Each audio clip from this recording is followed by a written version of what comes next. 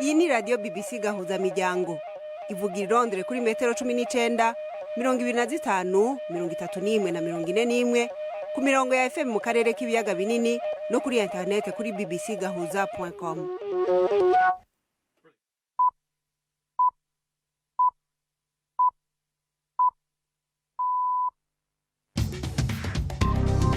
Ubu ni isaha 10 n'igice ku isaha mpuzamakungu ya GMT, isaha 12 n'igice mu Rwanda no mu Burundi, muri kumwe na Florentine Kwizera. Ndabaramukije kandi ndabahaye ikaze mwese abakunzi ba BBC gahuza miryango. Izi ni zimwe mu ngingo zigize ikiganiro cacu co kuri uyu wa gatanu itariki 30 z'ukwezi kw'icenda muri 2022. Kuva ejo abarundi bakoresha amayira yo ku rubibe hagati y'ico gihugu n'u Rwanda basanze ahita ku bafise ibitabo vyo kujabuka imbibe ariko ntibarinda kubisabira uruhusha nk'uko vyahora. Mu Rwanda umugambwe uharanira demokrasi no gukingira ibidukikije wisubiyeko ku majambo wari washikirije wemeza yuko inzira y'amahoro aramye ari uko ubuyobozi bw'u Rwanda buzoshira imbere gahunda y'ibiganiro nabo batavuga rumwe barimwo abafise ibigwanisho n'abatabifise. Kuko ibisubiyeko habayemo ibibazo byinshi cyane mu gihe nari ndi hanze y'u Rwanda ndi ku mugabane w'Uburayi, bamwe bansabira kwegura, abandi bashushanya mu za cartoon bakoresha amafoto atariyo baranyamagana batwamaganisha akabaritsebya. Byabaye n'ahari aho ngarukiye nibo twongeye kureba ukuntu twabisubiza kuri gahunda. Mu Rwanda kandi sentare nkuru ya Nyarugenge yahanishije Edouard Bamporiki gupfungwa imyaka 4. Tubafitiye na baza muganga muri iki kiganiro gihagarikiwe na Prudence Ngiyumva.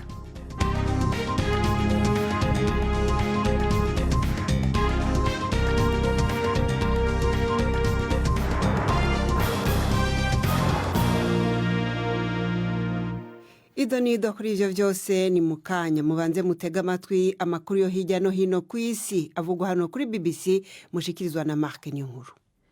Perezida Putin yabariye abantu bo mu nzego zo hejuru n'abanyapolitike n'igisirikare bari bakoraniye hamwe ko Burusiya buzokingira uko bushoboye abanyagihugu bo mu turere dushasha yigaruriye ikura kuri Ukraine. Ibirori vyabereye mu kibanza St George Hall mu biro vy'umukuru w'igihugu bikurikiye amatora yabaye mu ntara zine za Ukraine zigaruriwe n'Uburusiya arizo Donetsk, Luhansk, Kherson na Zaporizhia. Ayo matora yiyamirijwe ko ari nk'ikinamico kandi ateye kubiri n'amategeko mpuzamakungu na ONU, Ukraine n'ibindi bihugu bicuditse. Putin yasubiye gushikiriza ijambo ririmo ubukana mu gukunda igihugu n'ukwanka abanyaburaya. Yagirije abanyaburaya kurenga ku masezerano, yongera arega abanyaburaya ko babomoye umuringoti wa gaze bita Nord Stream muri iyi ndwi. Hagati aho ibihugu by'umuryango wa Buraya vyovyo bivuga ko vyanse vyivuye inyuma kandi binegura ukwigarurira intara za Ukraine zakozwe n'Uburusiya, bivuga ko biteye kubiri n'amategeko. Mu rwandiko abarongozi bandikiye hamwe bavuga ko batazokwigera bemera iryo yomekwa kandi ko Uburusiya buriko bushira umutekano w'isi mu kaga. Basubiye kuvuga ko bashigikiye Ukraine, banavuga ko iterabwoba ry'Uburusiya mu bijanye no gukoresha nucleaire ritazotuma batetemera ku ngingo bafashe.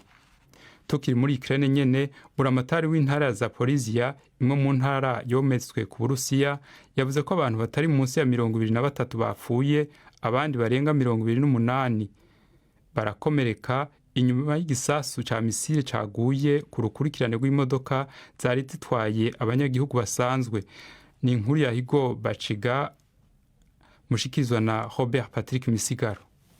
Amafoto yafatiwe aharashwe ico gisasu yerekana ibiziga birambaraye hasi hamwe n'imiduga myinshi yononekaye ku isoko ryayo. Harashobora kuboneka kandi ikinogo kimwe cimbwe n'ico gisasu. Buramatari yavuze yuko abantu bari batonze umurongo baje gutanga imfashanyo hamwe no gufata abo mu miryango yabo babakura mu turere twigaruriwe. Abakora ubutabazi nabo bari bahari. Zaporizhia n'umugwa mukuru wimwe mu ntara zine Uburusiya buriko buriyomeka ko ibintu vyamirijwe na Ukraine hamwe n'ibindi bihugu vyinshi bivuga yuko bidakurikije amategeko. Ukraine ivuga ko izobandanya kugwanira kubohoza izo ntara, naho Moscow isa niyagabishije kwizokoresha ibigwanisho ruhonyanganda mu kuzigwanira. Sentare mu karere yatesheje agaciro urubanza rw'aborozi b'Abamasai basaba ko leta ya Tanzania ireka kubakura mu matongo kavukire. Sentare Afrika y'ubuseruko yemeje ingingo ya leta itegeka Abamasai kutaja mu itongo ringana na kilometero kwadrato 1500 rikingiwe rya Ngorongoro mu ntumbero yo gukingira inyamaswa.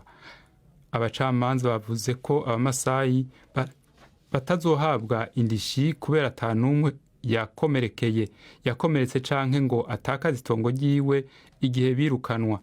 Tanzania mu migenzo yayo yakahise yaremerera abasangwa butaka kuba mu mashamba agenewe inyamaswa, ariko abategetsi bubu bavuga ko igwirirana ry'abanyagihugu ribangamiye uburaro bw'inyamaswa.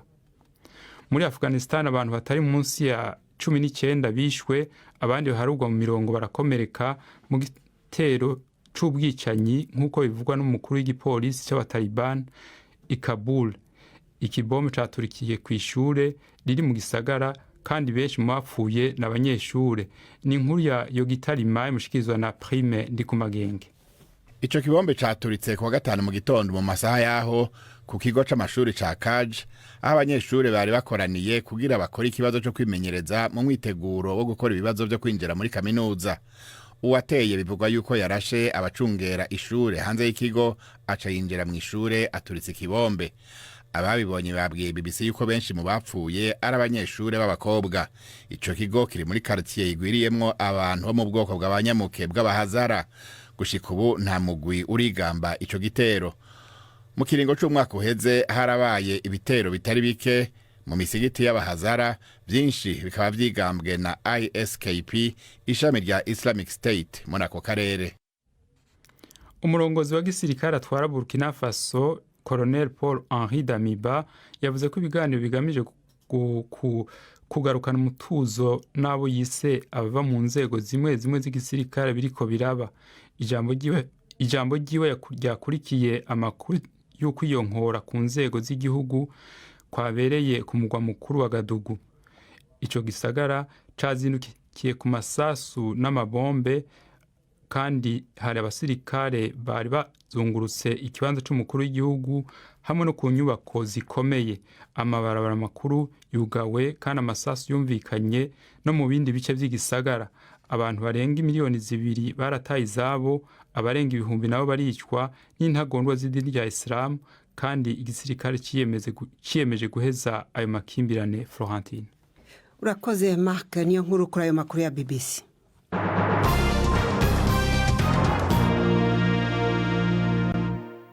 Yaramaze kubabwira mu kanya Mark, niyo nkuru yuko uno munsi muri Burkina Faso ku mugwa mukuru wa Gadugu hazindutse humvikana ugwamo rw'amasasu.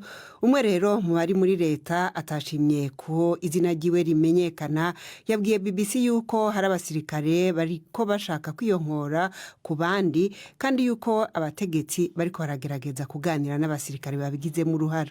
Ni inkuru ya Mayeni Jones mushikirizwa na Ferenga Kwaya. Byari mu kwezi kwa mbere igihe umutegetsi uriho ubu Lieutenant Colonel Paul Henri Damiba yahirikaga ubutegetsi bwa Roch Kabore. Bwana Kabore wari watowe n'abaturage yarezwe yuko atashoboye guhashya ubwicanyi bukorwa n'impirimbanyi zigendera ku matwara ya Kisilamu. None ubu Colonel Damiba arasa n'ugiye guca mu byo yakoreye mugenzi we. Ejo kuwa kane abantu amajana bagiye mu mihanda yo mu mujyi wa Bobo Dioulasso uri mu burengerazuba bw'igihugu bigaragambya basaba yuko yegura ku butegetsi, bamurega yuko atashoboye kubungabunga umutekano w'igihugu. Uyu munsi ababibonye baravuga yuko hari abasirikare benshi mu mujyi. Amashuri arafunze n'abahatuye bagumye mu ngo zabo bategereje ibiza gutangazwa. Televiziyo y'igihugu yahagaritse amatangazo yayo. Kuva mu 2015 abategetsi bo muri Burkina Faso bakomeje kunanirwa guhashya imitwe yitwaje ibirwanisho igabe bitero muri icyo gihugu. kuwa mbere abasirikare 11 baguye mu gitero cyagabwe mu ntara ya Sumo iri mu majyaruguru, abaturage 50 baburirwa irengero ryabo. Inyuma y'iyo nkuru ya Mayeni Jones tuje mu Rwanda, aho sentare nkuru ya Nyarugenge yahanishije Bamporiki Edouard yahoze ari umunyamabanga wa leta ashinzwe umuco igihano c'umunyororo w'imyaka 4 n'ihazabu y'amafaranga miliyoni 60 inyuma yo kwagirwa n'icaha gifitanye isano na ruswa no gukoresha umwanya afise mu nyungu ziwe bwite. Mu ntango z'ukwezi kwa gatanu uyu mwaka niho Perezida Paul Kagame yahagaritse ku murimo wiwe Edouard Bamporiki. Mu rubanza rwiwe yari yaburanye yemera ivyaha kandi asaba imbabazi. Afise imisi 30 kugira ngo ashobore kunguruza kuri ico cembezo ca sentare. Umunyamakuru wa BBC Yves Bucana yakurikiranye isomwa ry'urubanza adutegurira inkuru ikurikira. Umucamanza yavuze ko Bamporiki Edouard ahamwa n'icyaha cyo kwihesha ikintu cy'undi hakoreshejwe uburiganya ndetse n'icyo gukoresha umwanya afite mu nyungu ze bwite. Mu cyumweru gishize umushinjacyaha yamureze ko yakiriye indonke y'amafaranga yahawe n'umucuruzi Gatete Norbert ubwo yari amaze gusaba umujyi wa Kigali kumufasha gufungura uruganda rwe rw'inzoga rwafunzwe kubera kutuzuza ibisabwa. Yavuze ko bwana Bamporiki yahawe amafaranga miliyoni 5 zirimo 3 ze n'ebyiri zagombaga guhabwa umuyobozi wungirije w'umujyi wa Kigali. Umushinjacyaha kandi yari yamureze gufasha uwo mucuruzi gufunguza umugore we wari wafunzwe. Nyuma Bamporiki ahabwa ishimwe ry'amafaranga miliyoni 10. Bamporiki yavuze ko atigeze agambirira kwa karuswa, ko icyo yakoze ari uguhuza uwo mucuruzi n'ubuyobozi bw'umujyi wa Kigali, kandi ko amafaranga yahawe yari ayo kumushimira kubw'ubufasha yari yemereye uwo muryango. Umucamanza yavuze ko uretse umwanya w'icyubahiro n'igitinyiro Bamporiki yarimo, nta n'umukozi uwo ari we wese wa leta wemerewe kwakira indonke cyangwa ishimwe risimbuzwa ubufasha yahaye umuturage. Avuga ko ibyaha bimuhama amukatira igifungo cy'imyaka 4 n'ihazabu y'amafaranga miliyoni 60. Mbere umushinjacyaha yari yamusabiye igifungo cy'imyaka 20 n'ihazabu y'amafaranga miliyoni 200. Umucamanza kandi yavuze ko urukiko rwatanze igihano gito ngo kuko uregwa atagoye urukiko kandi ko yemeye ibyaha akanasaba imbabazi. Bamporiki n'umwunganira Maître Habyarimana Jean Baptiste bari basabye ko nubwo bahabwa igihano ariko cyasubikwa. Umucamanza yanze gusubika icyo gihano. Mu magambo ye yagize ati, nyuma yo kubona ko icyo cyaha cyakozwe n'umuyobozi ufite ukujijukirwa guhagije ushinzwe Minisiteri y'Umuco ishinzwe kubungabunga umuco nyarwanda w'ubupfura, umuyobozi usanzwe uzi kirazira na kikaziririzwa, rusanga gusubika icyo gihano nta somo ryaba ritanzwe cyane ku muntu wabaye umuyobozi nka Bamporiki Edouard. Mu ntangiriro z'ukwezi kwa gatanu uyu mwaka nibwo Perezida Paul Kagame yahagaritse ku mirimo ye Edouard Bamporiki. Kuva icyo gihe kugeza ubu akaba afungiwe mu rugo. Afite iminsi 30 yo kujurira igihano yahawe. Yves Bucyana, BBC Gahuza Miryango i Kigali. Tuje mu makuru yerekeye imigenderanire hagati y'u Rwanda n'igihugu kibanyi c'u Burundi. Amakuru adushikira avuga yuko inyuma y'imyaka irenga 5 Burundi bufunze umupaka wabwo n'igihugu kibanyi c'u Rwanda, kuva ejo ku munsi wa 4 abarundi baremerewe kwinjira mu Rwanda ataruhusha rudasanzwe barinze gusaba uretse impapuro zisanzwe z'inzira.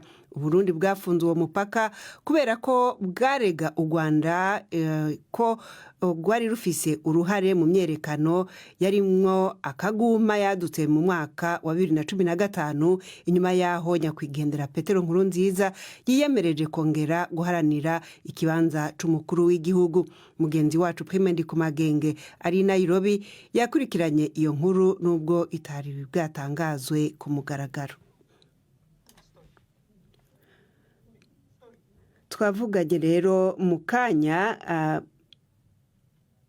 ikimaze kugaragara nuko guherejo abantu batanguye kujabuka atarusha rudasanzwe barinze gusaba, emaze kuhaca bakishije mu buryo butandukanye bwo guhanahana amakuru baravyemeza. Hari n'abamaze gushira amafoto ku mbuga zabo berekana yuko bajabutse umupaka. Uno musi mu gatondo kuri Gahuza Miryango turiko turakora amakuru, twari umutegetsi twabajije arabitwemerera nubwo atashimye ko turinda kumuvuga izina. Aravuga ati mubanyi si umwitorera muteza kurondera ngene mubana neza rero ati hariho n'ibindi bikorwa biriko biraba kugira ngo ibintu bisubire mu buryo ariko rero ico kibazo canagarutse mu kiganiro c'abavugizi b'inzego z'Uburundi ubuserukira bushikiranganji bw'imigenderanire aravuga yuko intambwe ziriko ziraterwa hanyuma cayunganirwa n'umuvugizi w'umukuru w'igihugu Alain Diomede Nzeyimana ariko wewe azavuga ati yego amabisi ashobora kurengana abantu bashobora kugenda ariko haracaragahaze ati hari ibintu leta y'u Burundi igisaba u Rwanda kandi bidakwiye bitabonetse imigenderanire ntizoba myiza 100%. Umviriza ingene umuvugizi w'umukuru w'igihugu cy'u Burundi yabivuze. Imigenderanire hagati y'u Rwanda n'u Burundi imeze neza mugabo kugira ngo yuguruke neza 100% hari ikintu Burundi leta y'u Burundi yasavye Uburundi bwasavye ko abantu batembagaje leta muri 2015 bashikirizwa ubutungane bw'u Burundi ivyo bitabaye abantu nibabimenye neza uko bimeze ivyo kubana ngaha ku mipaka abantu murazi ko bagenda n'amabisi aragenda mugabo imigenderanire nyayo hagati y'u Burundi n'u Rwanda ntishoboka u Rwanda rudatanze bajya abantu batembagaje ubutegetsi muri 2015. None Gaprime ibi bivuze iki cane ku banyagihugu baba hafi y'urubibe?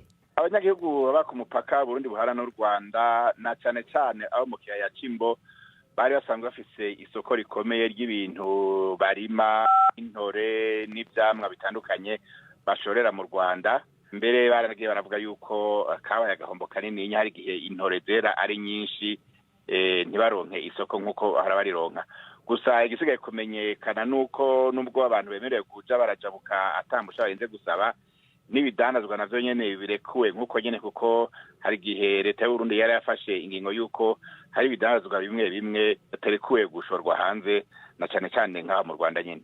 None Gaprime abo bamaze kuvuga yuko uye binjira bagasohoka mu gihugu baciye kuri uwo mpaka w'u Rwanda atakibazo bavuga yuko hahendutse iki bageranije nuko vyahora bimeze ivyo bahora basabwa uko vyahora bigenda umuntu ashatse kuja mu Rwanda n'indege nta rusha rudasanzwe yarinda gusaba ariko ugiye n'amaguru canke ukagenda n'imodoka watezwa kwandika ikete urungika mu bushikiranganje bujeje intwaro hagati mu gihugu hamwe n'umutekano hanyuma hari uruhusha rero wacugenda bakagusinyira mu rwego rw'igihugu rujejwe abinjira n'abasohoka ico bita afi urwo rero utarufise rumva niho ufise uburenganzira bwo kujabuka iyo ugiye n'imodoka canke ushatse kujabuka n'amaguru ivyo rero nivyo vyahindutse ivyo byose ubu abashatse kugenda ntibazokwirirwa barajya kubisaba ikindi kintu umuntu yovuga nibijanye na covid umaze kujabuka hamukahongera ukagaruka iyo ugarutse rero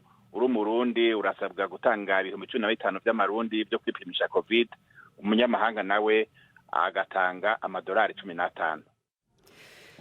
BBC gahuza miryango harakoze Prime ndi ku magenge iyo nkuru y'ikabidushikanye ku isaha imwe ibura iminota 13 mu Rwanda no mu Burundi.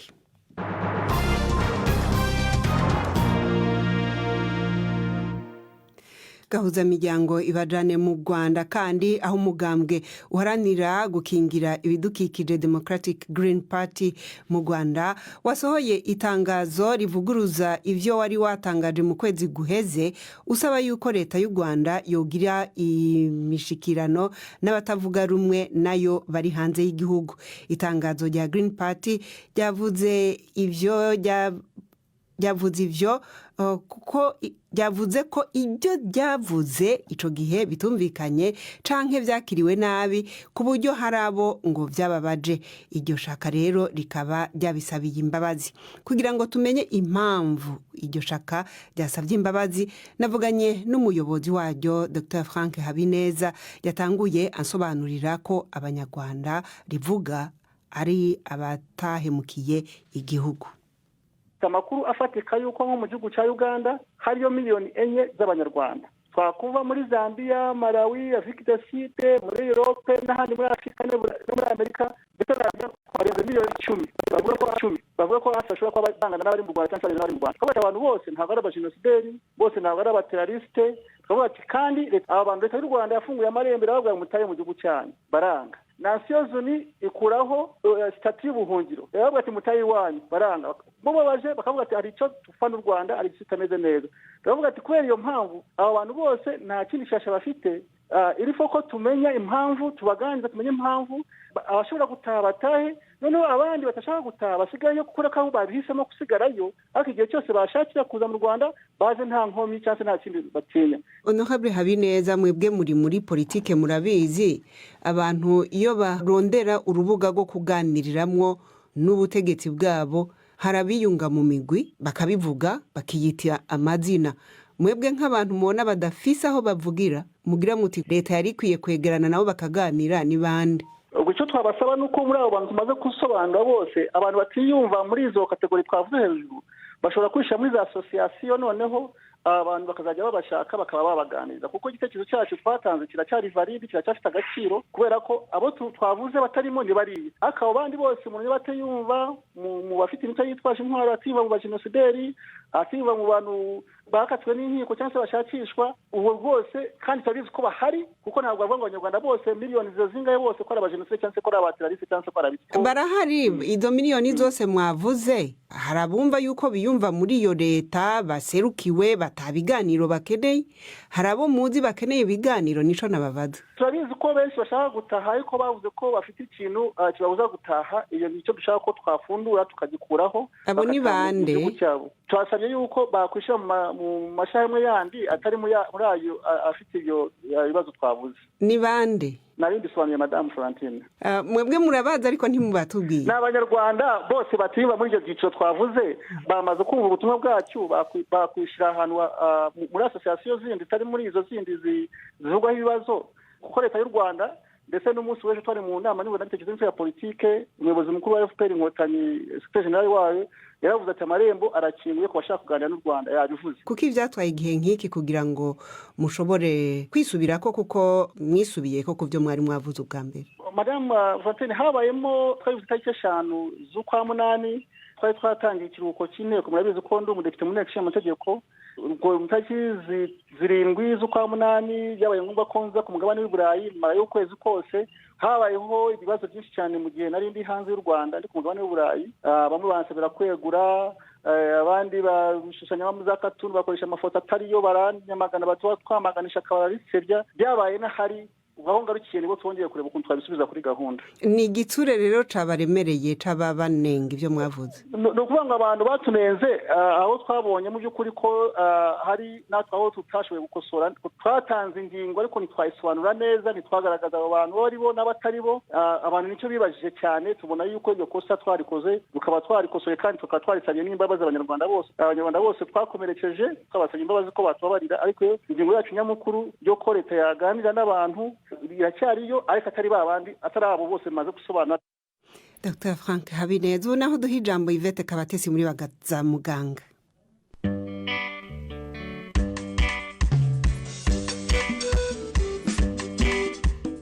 Mwiriweho neza. Demence cyangwa guhitagira ni ibibazo byo mu mutwe ariko bitandukanye n'uburwayi busanzwe bwo mu mutwe mu gihe ishami ry'umuryango w'abibumbye ryita ku buzima rivuga ko uko imyaka iza ubu burwayi bugenda bwiyongera. Twegereye muganga Beni Iber Uwacu inzobere mu ndwara zifata ubwonko n'imyakura mu bitaro bya Karayesi Ndera adusobanurira ibyayo. Muranza kumva akoresha ijambo demence cyane kuko ijambo ryayo ryo mu Kinyarwanda cyo guhitagira ridakunze gukoreshwa cyane.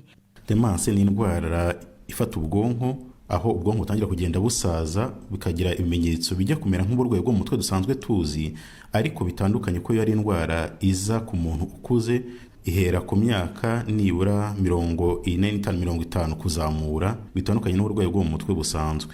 Akaba ariyo mpamvu akenshi yo nuko itangira bitandukanye n'uburwayi bwo mu mutwe ushobora kuza butunguranye mu gihe yo ari indwara igenda iza buhoro buhoro ku bantu bakuze itwara imyaka ikagenda ikura buhoro buhoro mu gihe uburwayi bwo mu mutwe bundi bwo ushobora kuza butunguranye uwo mwanya umuntu akabyuka mu minsi ngahe yagaragaje ibimenyetso byo mu mutwe. Icya gatatu nuko iyo nanone umuntu ashobora kugira iyo demanse ariko ntagire bya bimenyetso byo mu mutwe aho umuntu ashobora kubona yirukanka hanze cyangwa se arwana, oya, ahubwo akagira iyo ndwara ijyanye no kwibagirwa ndetse akaza gukurikiraho ibimenyetso byo kuba yaba nk'uwigunga cyangwa ibindi bimenyetso bindi bijyana nayo ariko idahuriyeho n'indwara zo mu mutwe. Numva rero ko akenshi ari indwara itandukanye n'indwara zo mu mutwe zisanzwe tujya tubona.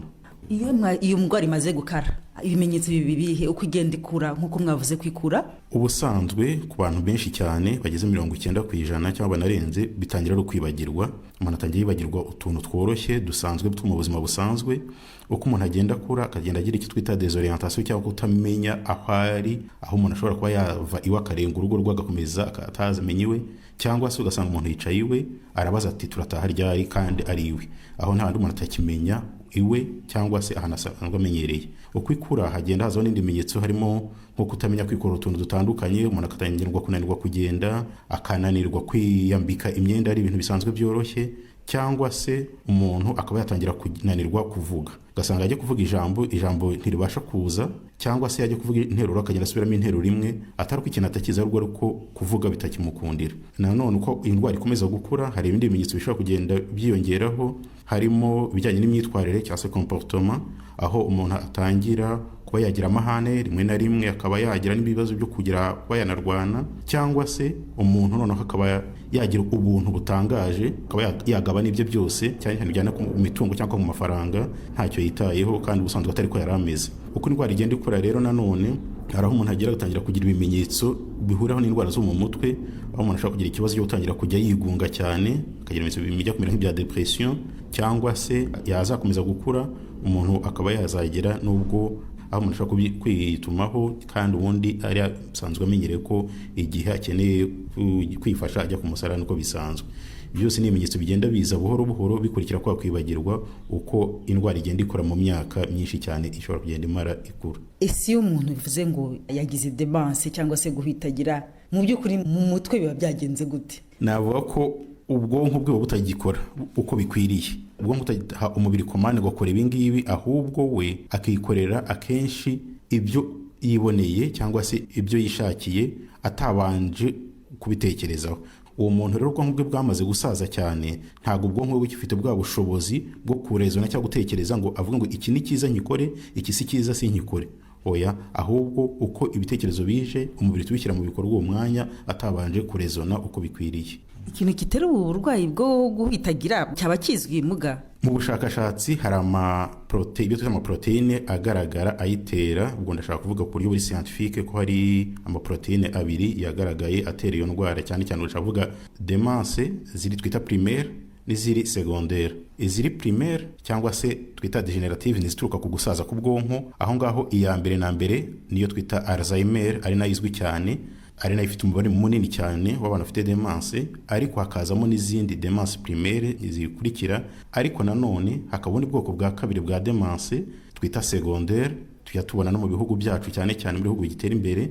Izo demanse secondaire cyangwa se non degenerative nizo tubona ishobora guturuka ku burwayi bw'indwara z'ubwonko cyangwa se z'imitsi, abantu bagize uburwayi bwa stroke cyangwa AVC bagatangira kugira ibimenyetso byo guhitagira bitewe n'aho iyo stroke ifashe mu bwonko. Hakaba demanse twita infectieuse, abantu bagize uburwayi bwa urugero bwagize VIH, ubwandu bwa sida, virusi ya sida ikagenda ikangiza amaserire y'ubwonko, uturemangingo tw'ubwonko, umuntu akagenda agira ibimenyetso byo guhitagira biturutse n'uko iyo virusi yangije ubwonko bwe. Indi ya gatatu niyo twita demanse toxique, iyo ngiyo ni abantu rimwe na rimwe bafata imiti imwe n'imwe ishobora kwangiza ubwonko byatera icyo kibazo. Hari n'izindi ziri twita metabolique, kubura amavitamine amwe n'amwe nk'iyitwa vitamine B12 cyo kuba nke cyane mu mubiri kaba yatera izo demanse. Zose n'ama demanse non degenerative, ariko cyane cyane izi kure zose akaba ari iyo bita Alzheimer cyangwa se iri primaire ituruka ku gusaza k'ubwonko, hakaza ayo maproteine adasanzwe aza akajya muri serire z'ubwonko akabwangiza.